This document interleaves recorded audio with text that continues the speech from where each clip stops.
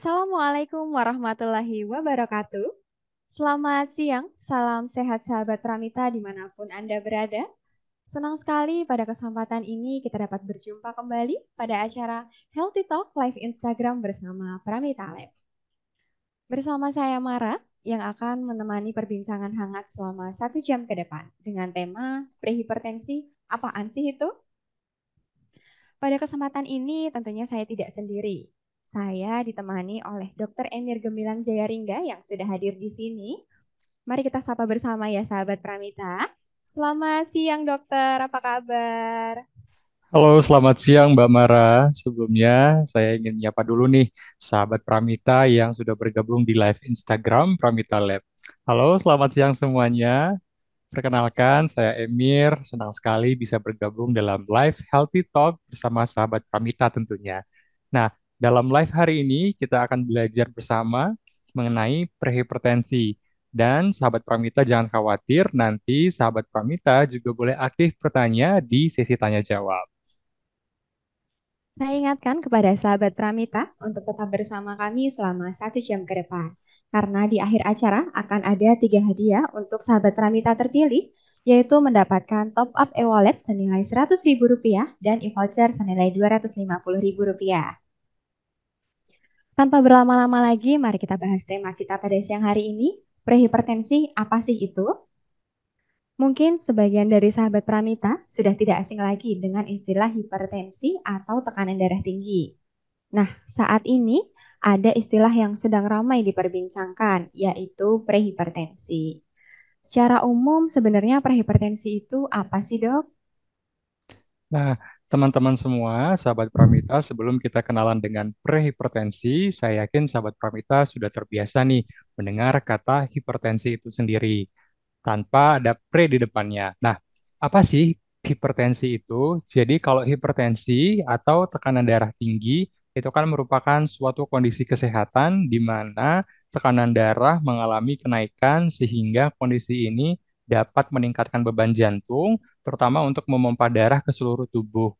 Nah, selain itu, tekanan darah tinggi juga meningkatkan risiko penyakit lainnya. Terus, kalau misalkan hipertensi adalah definisinya yang saya sebutkan tadi, lalu kalau kita tambahkan pre di depannya kan jadi prehipertensi. Nah, kata pre di sini itu dapat diartikan sebagai sebelum. Jadi, prehipertensi itu adalah kondisi kesehatan yang dimana tekanan darahnya itu mengalami kenaikan, tapi tidak cukup tinggi sehingga tidak bisa dikategorikan sebagai hipertensi. Jadi, kalau misalkan kita lihat perkembangannya, itu prehipertensi terlebih dahulu, baru menjadi hipertensi. Baik, dokter. Jadi, prehipertensi adalah kondisi tekanan darah yang cenderung tinggi, namun belum dikategorikan sebagai hipertensi ya, sahabat Pramita. Karena ini adalah gangguan tekanan darah yang cenderung tinggi, dok. Apakah ada karakteristik khusus terkait prehipertensi ini, dan apakah ada perbedaan yang signifikan dengan hipertensi? Nah, kalau kita bicara tentang karakteristik, tentu pasti ada perbedaan antara si hipertensi dan prehipertensi. Nah, sebelum kita ke sana, saya ingin mengajak sahabat Pramita itu untuk mengetahui apa sih tekanan darah itu. Nah, kalau misalkan teman atau sahabat Pramita itu pernah melakukan cek tekanan darah, ya kan? Nah, tekanan darah itu kan pasti selalu ada angka, dua angka ya, angka yang di atas per berapa gitu. Nah, tekanan darah itu memang digambarkan oleh dua angka ini. Nah, angka yang pertama adalah tekanan darah sistolik yang bagian atas. Nah, itu adalah tekanan darah di pembuluh darah arteri kita saat jantung kita itu berkontraksi untuk memompa darah ke seluruh tubuh. Nah, yang kedua adalah tekanan darah diastolik atau tekanan darah yang bagian bawahnya tadi. Nah, itu merupakan tekanan darah di pembuluh darah arteri kita saat jantung kita itu berelaksasi, jadi tidak berkontraksi sehingga dalam keadaan relaksasi, si jantung akan terisi kembali dengan darah yang siap dipompa ke seluruh tubuh. Nah, kalau kita bicara tentang karakteristik tentunya, pasti kita harus tahu tekanan darah ada batas normalnya. Nah, di sini banyak sekali klasifikasi atau pedoman-pedoman yang digunakan dalam menentukan berapa sih tekanan darah itu yang normalnya. Nah, di sini saya mengutip dari panduan praktik global untuk hipertensi dari Asosiasi Hipertensi Internasional di tahun 2020. Jadi, untuk tekanan darah itu, kategori normal itu dia di bawah 130 untuk tekanan diastoliknya dan di bawah 85 untuk tekanan darah diastoliknya atau tekanan darah yang bagian bawah tadi. Nah, kalau misalkan di atas itu 130 sampai 139 untuk tekanan darah dia sistolik, itu berarti dia normal tinggi, sahabat Pramita. Nah, kalau lebih di atas dari itu, kalau misalkan masuk di angka 140 ke atas, itu sudah masuk kategori hipertensi.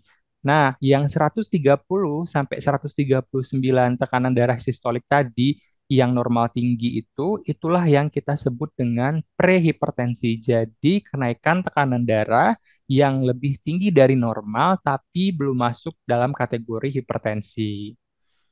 Baik, dokter. Jadi perbedaannya ada di nilai tekanan darahnya ya, dok. Nah, dokter, bagaimana perbedaan gejala antara prehipertensi dengan hipertensi ya, dok? Nah, tentu kalau prehipertensi sama hipertensi pasti kita akan berpikir, duh gejalanya apa nih? Nah, padahal mereka berdua ini kan sama, cuman beda di tekanan darah aja. Jadi kalau misalkan kita bicara tentang gejala pada penderita hipertensi maupun prehipertensi, umumnya tidak menunjukkan gejala atau keluhan tertentu. Namun, terdapat keluhan yang tidak spesifik nih, sahabat Pramita. Nah, keluhan yang tidak spesifik ini tuh maksudnya apa sih, Dok? Gitu. Maksudnya adalah, jadi kalau sahabat Pramita mengalami keluhan-keluhan seperti ini, itu bisa jadi belum tentu sahabat Pramita itu mengalami hipertensi atau perhipertensi. Bisa jadi karena penyakit lainnya atau kondisi kesehatan lainnya. Nah, keluhan-keluhan yang biasanya sering muncul pada pasien-pasien dengan hipertensi dan prehipertensi adalah yang pertama mungkin bisa ngalamin sakit kepala, kemudian pusing, terus ada juga kalau di bagian dada bisa merasakan jantung berdebar-debar atau nyeri di bagian dada, rasanya seperti ampek, seperti tertekan beban berat seperti itu. Terus sahabat Pramita juga mungkin merasakan agak sedikit gelisah, terus ada apa penglihatannya mulai berkurang atau kabur, buram seperti itu. Kemudian yang terakhir, sahabat Pramita mungkin akan mengalami yang namanya mudah lelah seperti itu, Mbak Mara. Baik, dokter. Ternyata gejalanya memang sama ya, dok ya. Dan tidak menutup kemungkinan sahabat Pramita juga pernah merasakan gejala-gejala tersebut. Tetap cek rutin tekanan darah kita ya, sahabat Pramita. Nah, dokter Emir, jika ada seseorang dengan tekanan darah tinggi, namun orang tersebut tidak merasakan gejala apapun, apakah kondisi seperti ini termasuk kondisi yang berbahaya ya, dok? Kalau misalkan sahabat Pramita ternyata nih tekanan darahnya itu tinggi, namun sahabat Pramita tanpa memiliki keluhan apapun. Nah, secara umum tidak membahayakan karena kenaikan tekanan darah itu juga bisa disebabkan oleh proses alami tubuh, misalkan dalam berbagai situasi dan kondisi tubuh. Nah, misalkan kita pada kondisi kelelahan, kemudian kurang tidur, cemas, serta dalam keadaan yang merasa nyeri seperti itu, rasa kesakitan itu bisa mempengaruhi tekanan darah kita atau bisa menaikkan tekanan darah kita. Tapi perlu diingat bahwa kondisi prehipertensi ini juga tidak boleh dibiarkan. Jadi harus ada sesuatu yang kita lakukan untuk membantu menurunkan tekanan darah. Begitu ya, sahabat Pramita. Ih, baik, dok. Jadi kita tetap harus menjaga tensi stabil ya, walaupun kita tidak memiliki keluhan. Dokter, jika kita mengabaikan gejala prehipertensi ini, apa saja ya bahayanya, dok? Nah, jika sahabat Pramita misalkan tadi saya bilang kalau harus melakukan sesuatu nih, seperti modifikasi gaya hidup, nanti kita akan bahas itu lebih lanjut. Terus misalkan sahabat Pramita tidak melakukan modifikasi gaya hidup dan tidak mencoba untuk meminimalkan semua faktor resiko untuk terjadinya hipertensi dan prehipertensi. Nah, tentunya hal ini akan membuat kondisi prehipertensi ini akan berkembang menjadi hipertensi. Nah, hipertensi itu kan karena umumnya tidak bergejala ya. Jadi dapat mematikan kalau misalkan tidak dilakukan terapi atau pengobatan. Nah, kalau misalkan tidak ada pengobatan dan juga tidak ada terapi, lama-lama akan menimbulkan komplikasi-komplikasi yang lebih serius. Misalkan komplikasinya mulai dari tekanan darah yang tinggi itu bisa jadi penyakit jantung, stroke, kemudian gagal jantung, serangan jantung, hingga penyakit ginjal.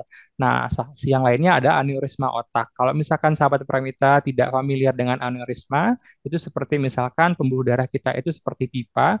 Jadi kalau tekanan darahnya terlalu tinggi, jadi si dinding-dinding pipanya ini tidak kuat menahan tekanan itu, sehingga dia akan melebar seperti balon dan itu akan rapuh karena dia ketarik. Nah, yang rapuh ini biasanya kalau tekanan darahnya semakin lama semakin tinggi dan dalam waktu yang lama akan pecah. Sehingga kalau misalkan si pembuluh darah yang pecah itu ada di otak, itu bisa jadi berkembang menjadi stroke seperti itu. Baik, dokter. Memang walaupun terlihat remeh, kita tidak boleh mengabaikan ya, karena dapat berkembang menjadi masalah kesehatan lainnya. Nah, dokter, faktor resiko yang dapat meningkatkan kita terkena prehipertensi itu apa saja ya, dok? Dan apakah ada perbedaan faktor resiko pada usia muda dengan faktor resiko prehipertensi pada usia lanjut? Nah, kalau misalkan faktor resiko, kalau bedanya pada usia muda dan usia lanjut, terutama pasti pada letaknya pada usianya ya. Tapi kalau kita bicara tentang faktor resiko, itu pada hipertensi dan juga prehipertensi itu bisa kita bagi menjadi dua nih, sahabat Pramita. Ada yang bisa kita modifikasi atau kita ubah, ada juga yang tidak bisa kita modifikasi atau tidak bisa kita ubah. Nah, kalau faktor-faktor resiko yang sekiranya dapat kita modifikasi, itu semuanya mengarah pada gaya hidup. Misalkan, sahabat Pramita suka mengkonsumsi garam dalam jumlah yang berlebihan, kemudian suka makan makanan yang berlemak, kemudian yang ketiga, misalkan kurang konsumsi buah dan juga sayur, kemudian kurang aktivitas fisik juga bisa, dan yang paling penting faktor risikonya adalah terkait dengan konsumsi alkohol dan juga merokok. Tapi kalau misalkan faktor risiko yang tidak bisa kita rubah itu salah satunya tadi adalah usia. Semakin tua kita maka pembuluh darah dan kondisi tubuh kita akan semakin melemah. Nah, terutama di pembuluh darah. Beberapa orang pembuluh darahnya akan semakin kaku, jadi tidak bisa melebar atau mengecil lagi. Sehingga kalau misalkan pembuluh darah kita itu tidak bisa melebar, itu nanti tekanannya akan semakin tinggi. Tapi kalau misalkan tubuh kita yang normalnya itu bisa melebar dan mengecilkan pembuluh darah itu tergantung kondisi tubuh. Jadi kalau misalkan tekanannya terlalu tinggi, dilebarkan supaya tekanannya turun. Tapi kalau misalkan tekanannya terlalu turun, dikecilkan supaya tekanannya akan naik seperti itu. Kalau misalkan pada usia tua, pembuluh darahnya bisa aja sudah kaku, kemudian sudah banyak plak atau timbunan-timbunan lemak seperti itu. Terus yang kedua bisa dari riwayat keluarga. Nah, ini kan faktor yang tidak bisa kita robah. Jadi kalau kita misalkan keluarga kita punya hipertensi atau penyakit kronis lainnya, kita jadi meningkatkan resiko kita sendiri untuk punya hipertensi gitu. Ih, Kemudian baik. yang terakhir, riwayat penyakit yang bersamaan dengan hipertensi, misalkan sakit ginjal atau diabetes. Ih, baik, dok. Ternyata faktor yang mempengaruhi sangat banyak ya. Dan yang paling utama ternyata dari gaya hidup kita sendiri nih, sahabat Pranita. Dokter, agar sahabat Pramita lebih perhatian lagi nih, bagaimana cara kita mendiagnosis prehipertensi ini pada diri kita sendiri? Baik, kenaikan tekanan darah atau prehipertensi itu dapat didiagnosa melalui pengukuran tekanan darah. Jadi, seperti yang telah kita jelaskan sebelumnya nih, seseorang tergolong prehipertensi itu bila tekanan darah sistoliknya yang berada di atas ya, sahabat Pramita, itu berada di antara 130 sampai 139. Kemudian dan angka diastoliknya itu berada di bawah yang berada di bawah itu kira-kira di antara 85 sampai 89 eh, dan umumnya dokter akan melakukan pengukuran tekanan darah itu beberapa kali untuk memastikan diagnosanya. Sebab beberapa orang mungkin hanya mengalami hipertensi jas putih. Nah, ini kalau misalkan sahabat Pramita belum familiar, jadi hipertensi jas putih itu adalah kenaikan tekanan darah yang disebabkan oleh kecemasan. Misalkan disebut dengan jas putih kan karena mau ketemu dokter yang biasanya pakai jas putih. Nah, biasanya kalau sahabat Pramita itu ke fasilitas kesehatan, mau ketemu dokter, mungkin ada sesuatu yang dikeluhkan, mungkin agak sedikit cemas karena keluhan tersebut. Jadi kecemasan ini yang mendasari kenaikan tekanan darah. Jadi memang beberapa pasien memang mengalami seperti itu. Jadi ngerasa kalau di rumah tekanan darahnya normal, tapi pas sampai di fasilitas kesehatan, tiba-tiba tekanan darahnya naik. Nah, tetapi tekanan darah ini bisa kita ukur di rumah juga. Jadi kita bisa lihat perbedaannya tekanan darah yang pada saat kita tidak cemas dan pada saat kita yang lagi cemas di tempat fasilitas kesehatan. Iya. Baik, dokter. Terima kasih atas penjelasannya. Jadi, prehipertensi ini dapat kita diagnosis dengan cara melakukan pengukuran tekanan darah dan berkonsultasi dengan dokter ya, sahabat Pramita. Nah, tentunya sahabat Pramita yang menyaksikan live Instagram ini dari berbagai macam rentan usia ya, Dok ya. Apa ya, Dok, perbedaan prehipertensi yang terjadi pada usia 20 hingga 30-an tahun dengan prehipertensi pada usia di atas 40 tahun? Nah, ini agak sedikit kompleks memang. Kalau misalkan kita lihat prehipertensi bisa terjadi di usia berapa aja nih. Misalkan di usia 20 awal atau di usia 40 tahun. Nah, secara garis besar hipertensi atau prehipertensi itu kan merupakan penyakit kronis ya. Kalau penyakit kronis itu sifatnya kan progresif nih. Artinya dia akan mengalami perburukan dari waktu ke waktu. Jadi memang tidak terasa. Nah, kaitannya dengan umur adalah persoalan onset atau kapan hipertensi itu mulai muncul pada seorang individu. Nah, katakanlah kita ibarat kata ada si A dan si B. Nah, si A ini mulai prehipertensi itu di usia 20-an. Kemudian si B mulai prehipertensi di usia 40-an. Apakah menjamin A dan B ini A akan lebih cepat mengalami hipertensi dan B lebih mengalami hipertensinya lebih tua lagi? Belum tentu. Jadi semua itu bergantung pada gaya hidup. Jadi walaupun nanti si A misalkan dia di usia 20-an prehipertensi, kemudian dia sadar, kemudian merubah modifikasi gaya hidup gitu. Nanti modifikasi gaya hidup sehat inilah yang membuat si A terhindar dari hipertensi. Karena posisinya prehipertensi ini adalah kondisi tubuh bisa kembali seperti sebelumnya, tidak seperti hipertensi. Nah, kalau si B misalkan dia merasa di usia 40-an baru prehipertensi seperti itu. Terus dia berpikir bahwasanya masih masih lama berkembang menjadi hipertensinya. Nggak gitu juga. Jadi kalau misalkan si B di usia 40 baru prehipertensi, kemudian dia melakukan gaya hidup yang tidak sehat seperti yang tadi dibilang di awal, seperti minum-minum alkohol, merokok, suka makan makanan yang asin atau garam yang berlebihan, kemudian suka makan makanan yang berlemak. Nah, bisa jadi si B ini mengalami hipertensi di usia yang lebih cepat. Itu dari perkembangannya mulai dari prehipertensi jadi lebih cepat. Jadi memang walaupun usia itu menentukan onsetnya, tapi lagi-lagi ada gaya hidup yang menjadi faktor lain. Karena ini multifaktoral, jadi tidak bisa dari satu faktor saja. Baik, dokter. Walaupun ada perbedaan efek yang ditimbulkan, namun tetap diwaspadai ya, sahabat Pramita. Jika ternyata setelah kita melakukan cek tekanan darah dan berkonsultasi dengan dokter, kita terdiagnosis prehipertensi, apa saja ya, Dok, yang perlu kita lakukan? Baik, pada kasus prehipertensi, dokter biasanya tidak akan langsung memberikan obat darah tinggi atau obat antihipertensi.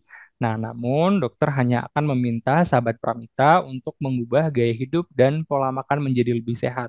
Nah, gaya hidup sehat ini bisa mengendalikan dan menurunkan tekanan darah sehingga terhindar dari hipertensi dan komplikasi-komplikasi dari hipertensi sendiri.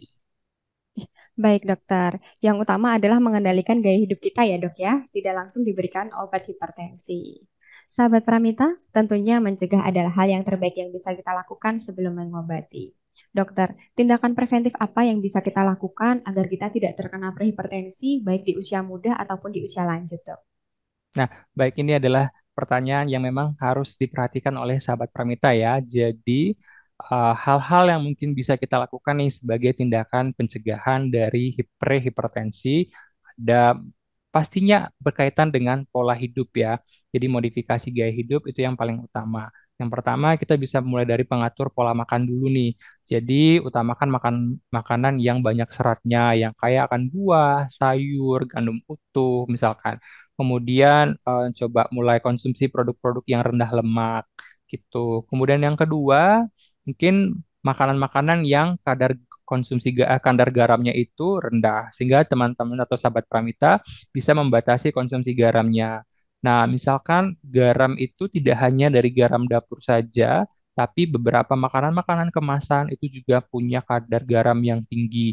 Jadi jangan lupa untuk sahabat Pramita tetap juga periksa label-label nutrisi makanan yang ada di produk-produk kemasan. Siapa tahu garamnya itu tinggi. Nah, kemudian juga misalkan membatasi makanan-makanan yang olahan seperti itu dan mengganti garam dengan bumbu atau rempah-rempah lainnya. Terus selain dari makanan, kita juga bisa memodifikasi dari olahraga nih. Nah, olahraga yang direkomendasiin itu setidaknya selama 150 menit dalam seminggu. Jadi, kalau misalkan kita bagi per harinya bisa jadi 30 menit per hari.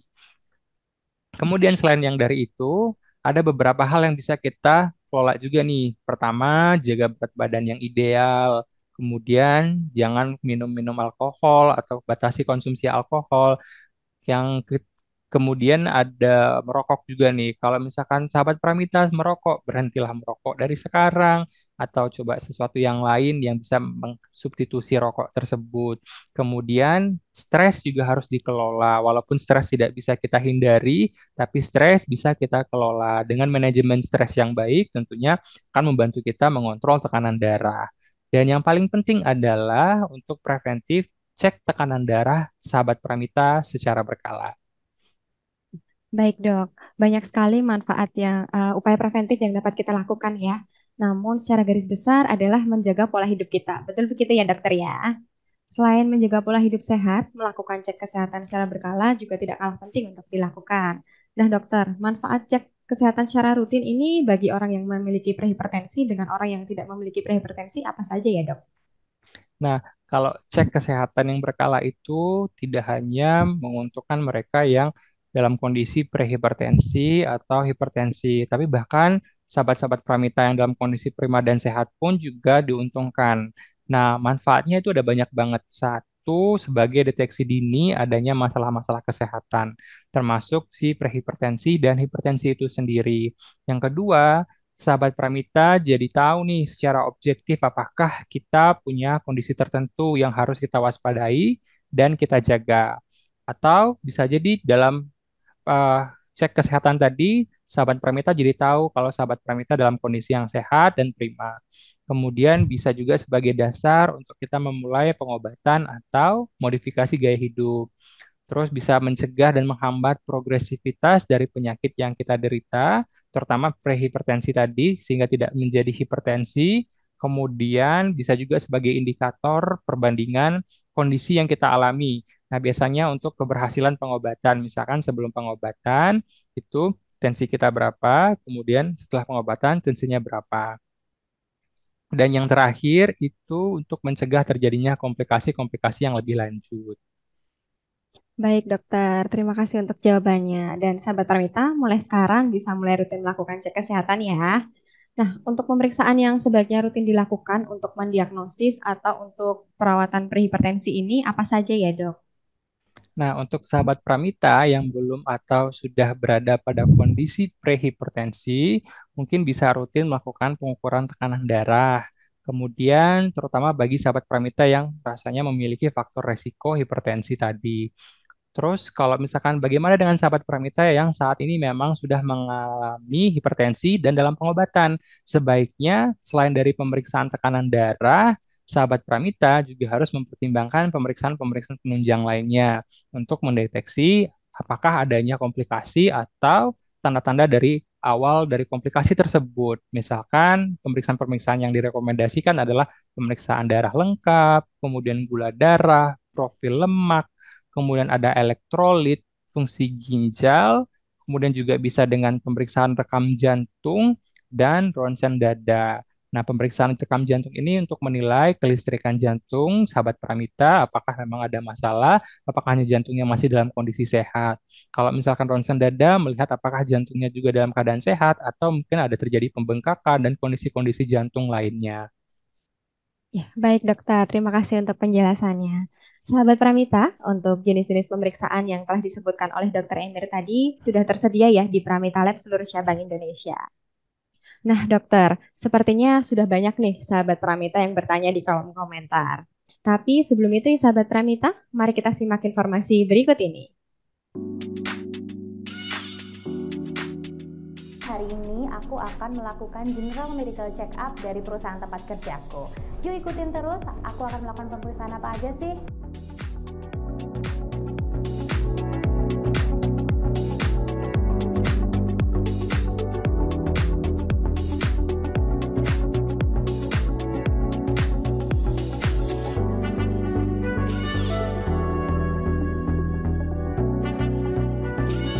Yeay, sekarang tiba giliranku untuk medical check up. Di bagian customer service dilakukan verifikasi biodata dan paket pemeriksaan yang akan dilakukan.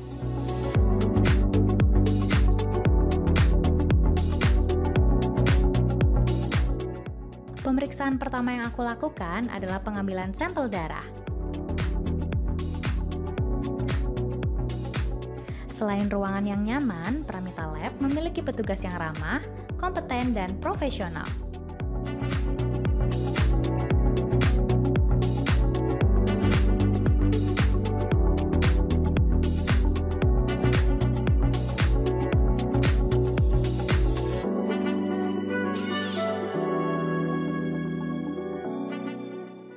Pramita Lab memiliki peralatan yang lengkap dengan teknologi terkini untuk memberikan hasil pemeriksaan yang berkualitas tinggi.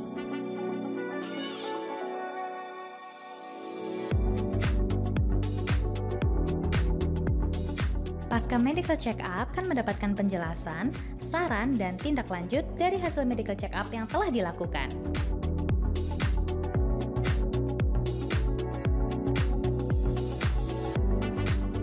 Pramita Lab juga melayani medical check up di lokasi perusahaan. Jadi, tunggu apa lagi? Yuk lakukan general medical check up di Pramita Lab.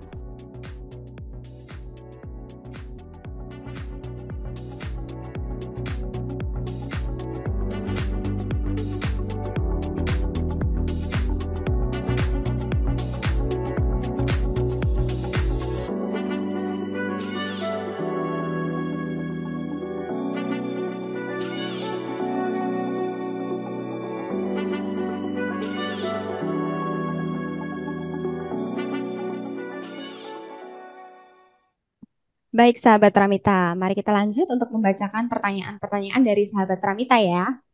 Untuk pertanyaan yang pertama, yaitu dari akun @ahsyantuni_ri. Selamat siang dokter, apakah prehipertensi ini berbahaya dan bisa menyebabkan kematian dok? Langkah awal apa saja yang harus dilakukan jika terjadi prehipertensi? Baik, untuk pertanyaan pertama ini bagus ya pertanyaannya. Jadi, apakah prehipertensi itu bisa menyebabkan kematian? Nah, kalau prehipertensi itu pada dasarnya itu kan bukan sebuah penyakit, tapi adalah kondisi kesehatan atau kondisi tubuh kita. Jadi, kalau kita tekanan darahnya mengalami kenaikan dan kondisi prehipertensi ini dia reversible atau bisa balik dalam kondisi normal kembali dengan cara modifikasi gaya hidup. Nah, beda dengan hipertensi. Kalau hipertensi kan sudah masuk dalam kategori diagnosis dan dia memang harus menggunakan terapi. Kemudian kalau misalkan kita sudah mengalami prehipertensi, artinya kita harus waspada lagi terhadap tubuh kita nih. Misalkan kita lakukan yang pertama nih adalah modifikasi gaya hidup. Coba sahabat Pramita kurangi dulu konsumsi garamnya, kemudian olahraga yang teratur, menjaga berat badan yang ideal, sama mengurangi makanan-makanan yang berlemak. Seperti itu. Baik, terima kasih untuk jawabannya dokter. Kita lanjutkan untuk pertanyaan yang kedua, yaitu dari akun @galuh_91. Hal-hal apa saja yang harus diperhatikan? Hal-hal apa saja yang harus diperhatikan bisa menyerang usia berapa kalau ibu masih KB di usia 45 tahun? Apakah rentan terkena prehipertensi, dok?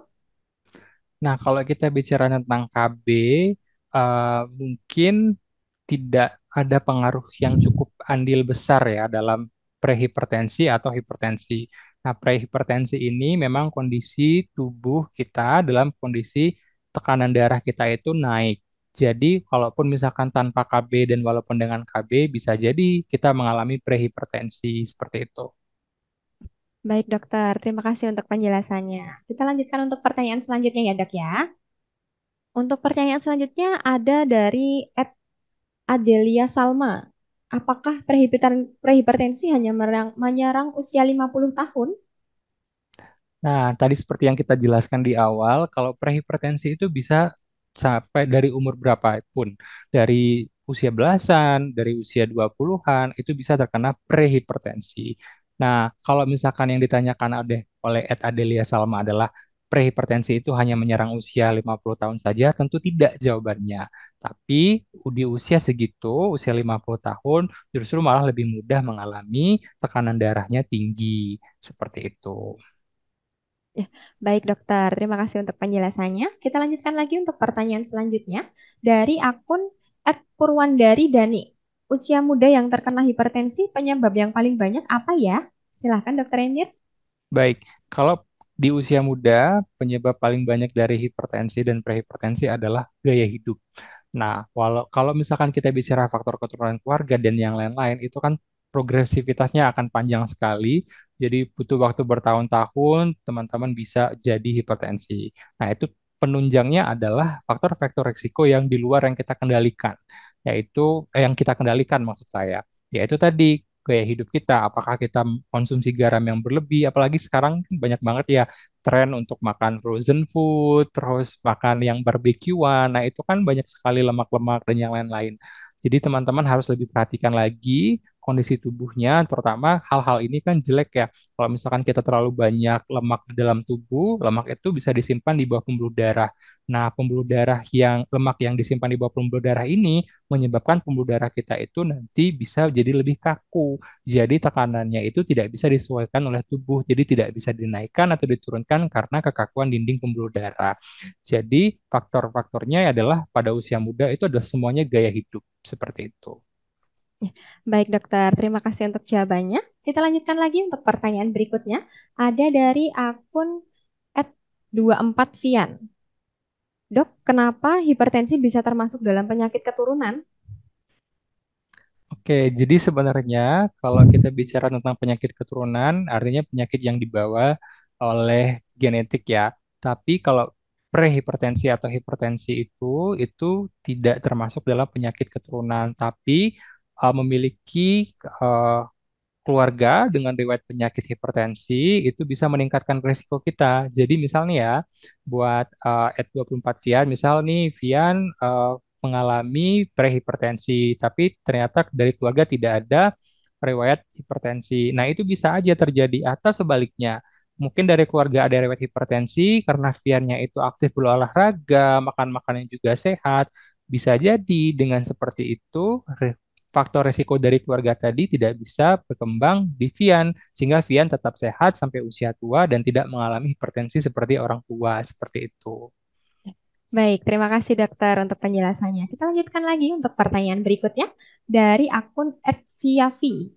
Dok, setiap kali saya melakukan cek tekanan darah, saya selalu 130. Apakah tekanan darah ini dapat dikurangi, Dok, agar tidak masuk di prehipertensi terus? Hal apa saja yang harus saya lakukan? Nah, kalau misalkan Vivi ini mengalami tekanan darah di angka 130. Nah, kalau kita lihat angkanya itu kan sudah masuk dalam kategori paling bawah di prehipertensi. Nah, jadi yang bisa dilakukan di rumah adalah satu, istirahat yang cukup, tidur yang cukup, kemudian makan makanan yang sehat, kemudian dari situ nanti sahabat Pramita juga bisa lakukan pemeriksaan ulang apakah tekanan darahnya ada perubahan atau tidak. Biasanya kondisi-kondisi tubuh seperti kelelahan, nyeri, kecemasan, kemudian ada stres, kepikiran sesuatu, apalagi zaman sekarang banyak sekali yang overthinking. Nah, itu juga bisa menyebabkan tekanan darahnya naik. Jadi coba lakukan dulu relaksasi, istirahat yang cukup, nanti coba dicek ulang apakah tekanan darahnya masih di angka segitu atau memang sudah mengalami perbaikan. Ya, baik dokter, terima kasih untuk jawabannya. Kita lanjutkan lagi untuk pertanyaan berikutnya. Ada dari Marwah Nasir. Dok, apakah ada hubungan hipertensi dengan kolesterol tinggi? Baik. Nah, tentu saja ada hubungannya. Kalau kolesterol tinggi, berarti kan profil lemaknya di dalam tubuh itu lumayan tinggi. Walaupun sebenarnya profil lemak itu tidak hanya kolesterol saja, tapi ada hal-hal yang lain juga. Nah, tapi kolesterol yang tinggi ini bisa menggambarkan bahwasanya lemak di dalam tubuh kita itu banyak. Jadi bukan hanya lemak yang terlihat dari luar saja ya. Misalnya kalau sahabat Pramita lihat ada orang yang badannya lebih besar itu mengatakan lemaknya banyak, belum tentu. Kita badannya yang kecil-kecil juga bisa punya lemak yang kadar lemak yang tinggi di dalam tubuh kita. Jadi, kalau misalkan lemak-lemak ini nanti disimpan di dalam tubuh, salah satunya di bawah lapisan-lapisan pembuluh darah, nah itu bisa menyebabkan pembuluh darahnya kaku, seperti yang dijelaskan di awal. Nah, itu bisa menyebabkan hipertensi juga, gitu. Ya, baik dokter. Terima kasih untuk jawabannya. Kita lanjutkan lagi ya dok ya. Pertanyaan selanjutnya ada dari akun @liha44. Dokter, jika ibu hamil memiliki prehipertensi, apakah akan berpengaruh pada janinnya? Nah, kalau misalkan ibu hamil mengalami prehipertensi, nah kalau di ibu hamil jadi ada tata laksana khusus dan pendekatan khusus nih untuk mengatasi tensi pada ibu hamil. Nah, biasanya ibu hamil diminta untuk cek secara berkala, terutama pada saat antenatal care, apakah tensinya membaik, apakah tensinya akan semakin tinggi karena mengurangi risiko terjadinya hipertensi dalam kehamilan atau eklamsi dan preeklamsi.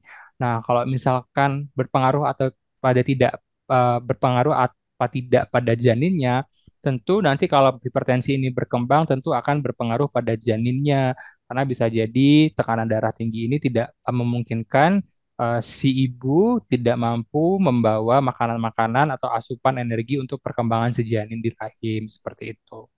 Ya, baik dokter, terima kasih atas penjelasannya. Kita lanjutkan lagi ya dok ya untuk pertanyaan selanjutnya.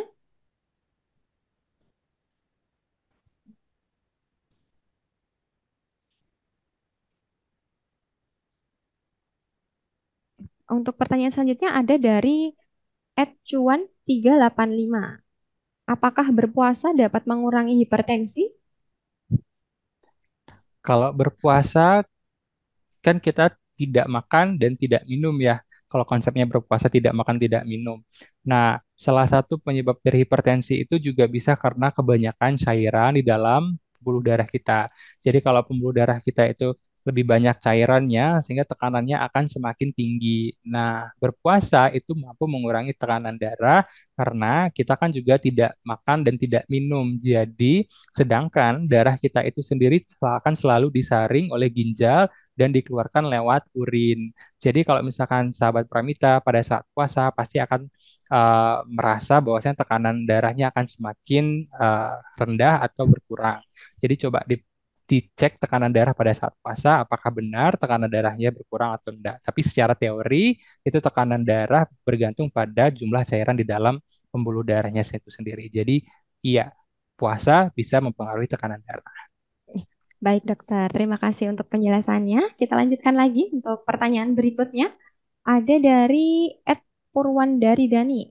Bagaimana pengaruh tidur terhadap prehipertensi? Nah, kalau kita bicara soal tidur, tidur itu kan ada eh, jumlah eh, apa Kak, kuantitas tidur kita dalam satu hari. Misalkan tidur harus minimal 8 jam. Jadi kalau misalkan kita tidurnya kurang, otomatis kita tidak rileks gitu ya. Jadi pembuluh darah kita juga memang dalam kondisi yang tidak rileks. Tubuh kita kelelahan, nah sehingga bisa menaikkan tekanan darah. Tentu kalau misalkan kita kurang tidur, ini akan berpengaruh sama tekanan darah kita. Jadi makanya direkomendasikan untuk tidur yang cukup minimal 8 jam satu hari seperti itu. Baik dokter, terima kasih atas jawabannya. Kita lanjutkan lagi untuk pertanyaan selanjutnya. Ada dari Roset Tobaku. Selamat siang dokter Emir. Jika seseorang terindikasi gejala mengarah ke prehipertensi, namun di daerah tempat tinggal sangat minim fasilitas kesehatan, apakah ada obat atau treatment khusus? Nah, kalau misalkan sahabat Pramita yang ada di daerah mengalami prehipertensi, kemudian fasilitas kesehatan minim, terus akses untuk fasilitas kesehatan kurang, apakah ada cara yang khusus? Sebenarnya tidak ada ya. Maksudnya kalau prehipertensi, lagi-lagi saya jelaskan bahwasanya prehipertensi berbeda dengan hipertensi. Kalau hipertensi membutuhkan pengobatan dan harus rutin, tapi kalau prehipertensi hanya membutuhkan modifikasi gaya hidup. Jadi teman-teman bisa lakukan perubahan gaya hidup seperti olahraga yang teratur, makannya dijaga, seperti itu. Jadi untuk perlakuan khususnya tidak ada dan tidak memerlukan pengobatan tertentu. Baik dokter, terima kasih atas penjelasannya. Kita lanjutkan lagi untuk pertanyaan selanjutnya. Ada dari Ed Purwandari Dani. Komplikasi dari hipertensi apa saja ya dokter? Baik, komplikasi dari hipertensi itu yang paling dekat adalah penyakit-penyakit yang berhubungan dengan jantung dan pembuluh darah. Jadi, kalau misalkan tekanan darah kita itu tinggi, pembuluh darah itu tinggi, jadi itu akan mengakibatkan jantung membutuhkan energi atau tekanan yang lebih besar untuk memompa darah ke seluruh tubuh. Nah, kekuatan yang kebutuhan kekuatan yang semakin besar ini adalah membuat si jantung itu semakin kelelahan. Beberapa jantung bisa mengalami hipertrofi atau bengkak jadi lebih besar otot jantungnya sehingga dia punya tekanan yang lebih lagi. Nah, ini bahaya teman-teman. Jadi kalau misalkan jantungnya udah kelelahan, nanti bisa ada penyakit jantung dan yang lain-lain. Selain itu, tekanan darah yang tinggi membuat pembuluh darahnya itu jadi lemah sehingga terjadi aneurisma tadi. Jadi seperti kayak balon dan mudah pecah. Dan kalau pecah bisa terjadi hal-hal yang kita tidak inginkan. Misalkan salah satunya kalau pembuluh darah yang di otak yang pecah bisa terjadi stroke seperti itu. Oke. Baik dokter, terima kasih atas penjelasannya. Kita lanjutkan lagi ya dok ya. Untuk pertanyaan selanjutnya, ada dari @manggar_pancake durian. Olahraga yang sesuai untuk menjaga tekanan darah apa saja ya dok? Nah, kalau menjaga tekanan darah, yang paling direkomendasikan adalah olahraga yang berhubungan dengan kardio. Nah, bisa jadi mungkin renang, lari, atau bersepeda. Nah, teman-teman bisa ikuti jumlah berapa banyak kuantitas atau waktu yang diperlukan dalam satu minggu untuk kita berolahraga yang direkomendasikan. Tadi kalau di awal saya bilang ada 150 menit, kalau misalkan sehari bisa 30 menit. Jadi misalkan hal yang paling gampang misalkan jalan kaki gitu, terus misalkan lari, jogging, kemudian bisa renang, itu bisa bisa teman-teman lakukan. Baik dokter, terima kasih atas penjelasannya. Kita lanjutkan lagi untuk pertanyaan berikutnya. Ada dari akun @aviheri. Apakah ada kemungkinan untuk penderita hipertensi ini sembuh total? Kalau dari pertanyaannya Ed Avi Harry ini kan bicara tentang hipertensi. Kalau hipertensi itu bukan merupakan suatu penyakit yang bisa kita tangani kausatif penyebabnya, jadi bisa harus sembuh total gitu, enggak. Tapi itu bisa kita kontrol dan kita kendalikan. Jadi kalau misalkan tekanan darah tinggi, sudah masuk hipertensi, itu cenderung mengarah ke kondisi permanen. Jadi tekanan darah itu bisa kita kontrol dengan pengobatan. Jadi misalkan tanpa pengobatan nanti tekanan darahnya akan kembali lagi menjadi hipertensi di atas 140. Tapi dengan pengobatan kita bisa bikin tekanan darah sahabat Pramita sekalian itu tetap dalam batas normal sekitar 120 sampai 130 seperti itu. Tapi kalau prehipertensi yang ditanyakan, tentu prehipertensi ini kan tidak lebih dari 140. Artinya masih sangat memungkinkan dengan modifikasi gaya hidup akan sembuh dengan total. Ya, baik dokter. Terima kasih atas penjelasannya. Mari kita lanjutkan kembali untuk pertanyaan selanjutnya dari @prawanti773. Medical check up apa saja yang sebaiknya rutin dilakukan dokter? Nah, tadi sudah dibicarakan di awal bahwasanya medical check up yang kita butuhkan untuk mengkontrol kondisi prehipertensi dan hipertensi. Kalau prehipertensi kita butuh cek tekanan darah yang berkala atau yang rutin. Kemudian selain itu, kalau misalkan teman-teman mau, bisa juga mulai perhatikan kondisi profil lipidnya, mulai dari pemeriksaan darah lengkap, kemudian ada pemeriksaan-pemeriksaan seperti fungsi ginjal dan fungsi hati dan yang lain-lain, ada foto ronsen juga dan EKG. Nah, pemeriksaan-pemeriksaan penunjang-penunjang ini itu sangat bermanfaat kalau sahabat Pramita memang sudah mengalami hipertensi karena bisa sekalian untuk screening apakah ada komplikasi-komplikasi terkait dari kondisi hipertensi yang sahabat Pramita alami saat itu. Ya, baik dokter. Terima kasih atas penjelasannya. Mari kita lanjutkan lagi. Pertanyaan selanjutnya ada dari @galuh_91. Mitos atau fakta dokter, kalau sudah hipertensi sudah pasti prehipertensi karena sudah lansia. Dan apakah wanita lebih rentan?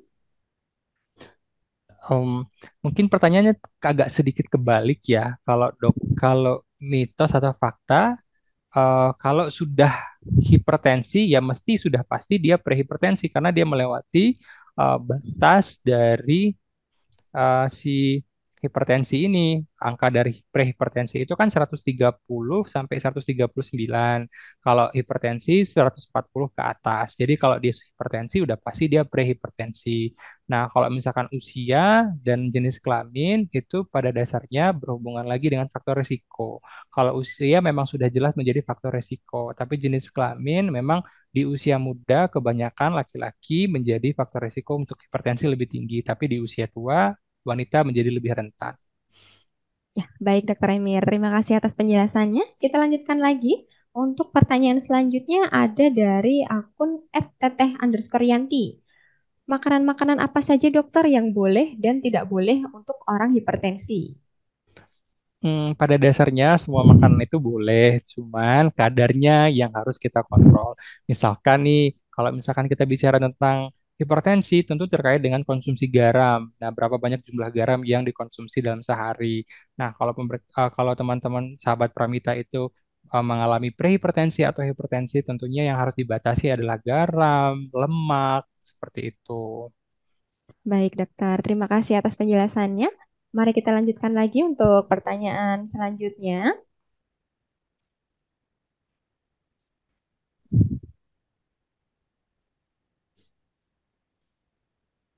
Untuk pertanyaan selanjutnya ada dari akun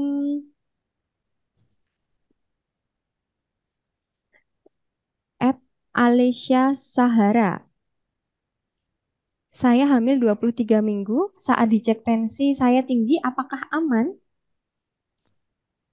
Nah, kalau misalkan tensi atau hipertensi pada kehamilan, tentu ini harus dilakukan pemeriksaan yang lebih lengkap lagi. Misalkan untuk pemeriksaan cek urinnya, nah apakah ada proteinnya. Nah, ini bergantung pada nanti tata laksana atau manajemennya, karena ini berkaitan dengan kondisi kehamilan. Apakah nanti bisa dilakukan persalinan seperti apa? Nah, saran saya untuk Alesia Sahara, coba bawa ke rumah sakit atau di fasilitas kesehatan terdekat untuk memeriksakan diri apakah memang kondisi hipertensi yang dialami saat ini baik untuk kehamilan et al. Sahara atau tidak seperti itu.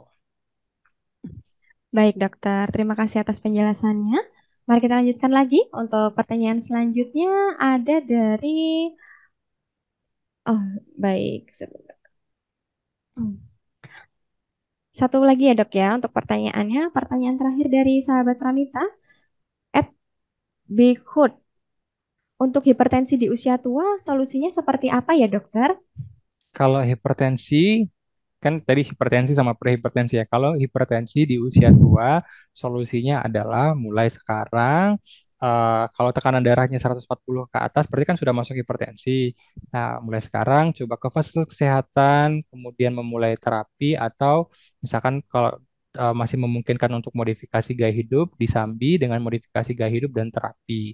Nah, biasanya kalau di awal-awal itu terapinya bisa dengan monoterapi dengan satu obat saja. Tapi kalau misalkan dengan satu obat tidak mempan, itu harus ditambah dengan kombinasi terapi obat lainnya, seperti itu. Baik dokter, terima kasih untuk penjelasannya. Sahabat Pramita, jawaban yang sangat rinci sekali ya dokter Emir ya. Dan saya ucapkan terima kasih kepada sahabat Pramita yang telah mengirimkan pertanyaan. Karena keterbatasan waktu, mohon maaf tidak semua pertanyaan bisa dijawab oleh dokter Emir. Sebelum kita umumkan, sahabat Pramita terpilih mendapatkan top-up wallet senilai Rp100.000 dan e-voucher senilai Rp250.000. Mari kita saksikan video informasi berikut ini.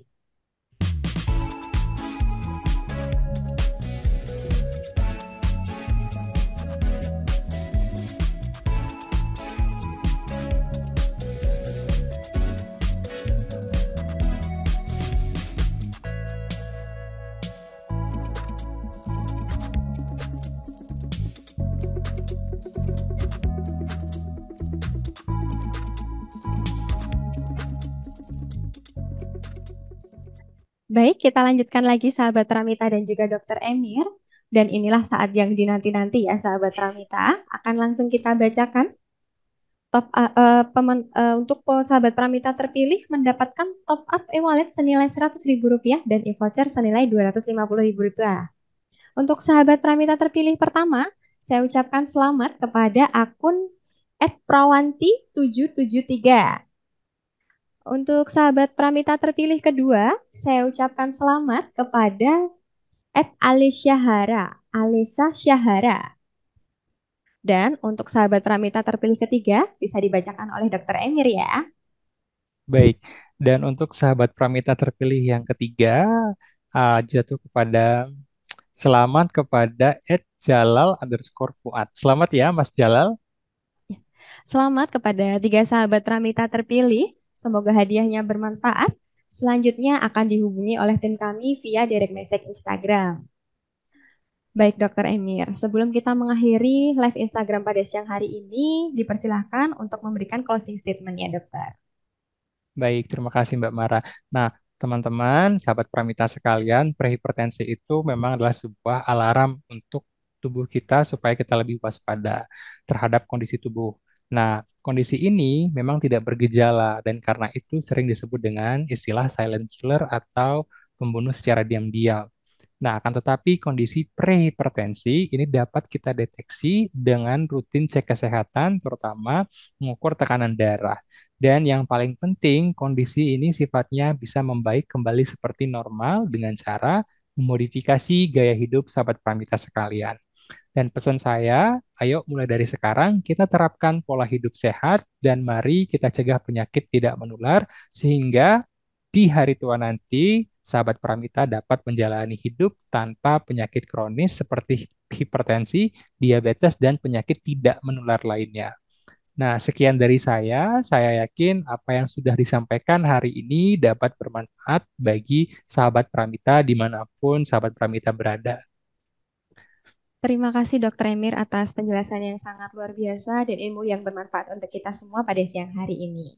Sahabat Pramita, mari kita rutin untuk melakukan cek kesehatan. Dan jika sahabat Pramita masih ragu, bisa berkonsultasi dulu dengan dokter kami di Pramita Lab terdekat. Tidak terasa kita telah berada di penghujung acara. Saya mewakili Pramita Lab mengucapkan terima kasih kepada Dokter Emir yang telah berbagi ilmu bermanfaat bagi kita pada siang hari ini. Dan saya mengucapkan juga terima kasih kepada sahabat Pramita yang telah mengikuti acara ini hingga akhir. Dan jangan lupa untuk mengikuti Instagram kami di @pramitalab.id karena banyak sekali informasi terupdate dari Pramita. Dan jika sahabat Pramita memiliki pertanyaan-pertanyaan, bisa menghubungi Sapa Pramita di 0888 0305 7700. Semoga sahabat Pramita sehat selalu. Salam sehat, sampai jumpa lagi dalam Healthy Talk Live Instagram selanjutnya. Saya akhiri, wassalamualaikum warahmatullahi wabarakatuh.